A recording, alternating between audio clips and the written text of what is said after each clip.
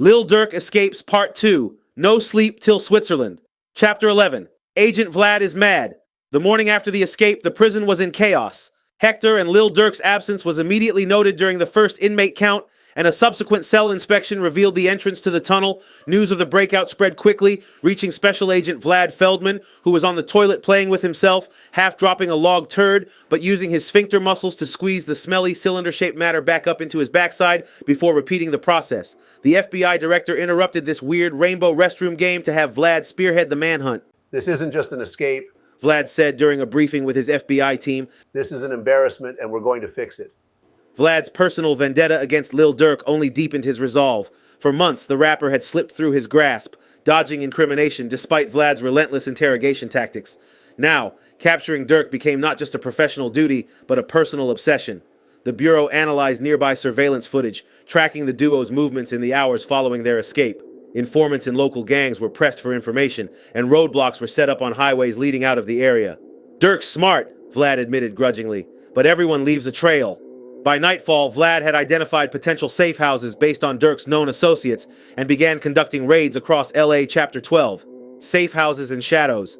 Durk moved carefully through a network of safe houses, each one managed by loyal associates who owed him favors from his music career and street ties. He avoided major cities, staying in motels under assumed names and using burner phones for communication. He cut off his signature blonde dreads and dyed his low haircut a hot pink color. Flashbacks peppered his journey, showing how Durk's influence in the industry and the streets had created a safety net. His charisma had earned him allies in unexpected places, club promoters, street hustlers, and even a retired forger who had helped him secure a new identity. Stay low, stay quiet, his handler warned during one stop. They're looking for you everywhere. Durk nodded, but his resolve was unshaken. Every step closer to Switzerland felt like a victory. Meanwhile, Agent Vlad's frustration grew. Despite extensive resources, Durk's trail was cold.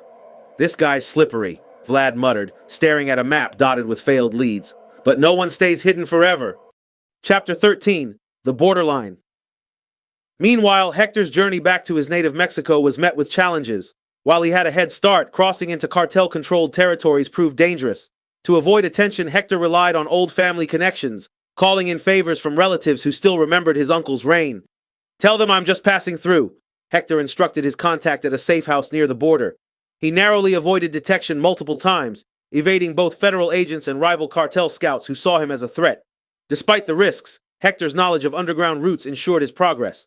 Durk's path took him east. With a forged passport in hand, he booked a flight under a false name. To avoid suspicion, he chose a lesser-known airline and dressed inconspicuously. No designer drip that stood out. As he boarded the plane, a Boeing 767 bound for the UK, Durk felt a momentary sense of relief. Switzerland, a neutral country with limited extradition treaties, was his destination.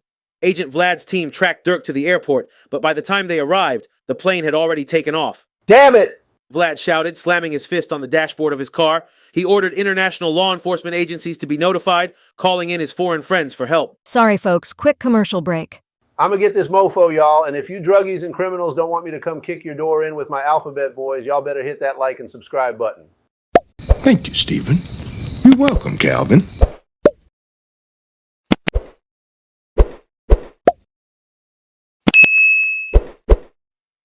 Chapter 14. Did he make it? While Hector reached the outskirts of Mexico City, Durk landed in Milan, Italy, where he planned to rent a car and drive over the border to Switzerland. Their paths diverged, but their shared escape remained a testament to their resilience and resourcefulness.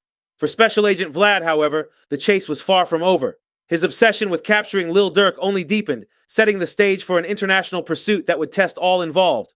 As Durk drove his red Fiat through the town of Verbania, nearing 2 miles away from the Swiss border, he unexpectedly ran over stopsticks, which caused the rapper to uncontrollably crash the small sedan into the front plate glass window of a coffee shop. As a bloody Lil Durk crawled out of the wreckage, a familiar face stood over him and said, "So we meet again, Lil Durk." The frustrated rapper looked up at Vlad and muttered the words, "Fuck 12. before passing back out due to a concussion he had received from the crash. Chapter 15. Surprised Selly Lil Durk awoke to the familiar hum of a jet engine, his wrists and ankles shackled. Groggy, he squinted at the stark fluorescent lights overhead and groaned. This wasn't Switzerland, it was another FBI chartered jet. "Welcome back, Beef Durkee," an agent sneered. "Hope you enjoyed your little vacation." Durk sat up, his mind racing. He wasn't headed back to Los Angeles. Instead, he overheard Vlad mentioning MDC Brooklyn. Why Brooklyn?" Durk muttered. LA's out of bed space, an agent said, smirking. You'll like New York, great views of the skyline if you can see them through the bars in the windows.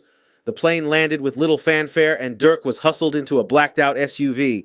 As they weaved through the streets of New York City, he silently observed the towering buildings and bustling energy outside, a far cry from the desolate prison yards he'd known.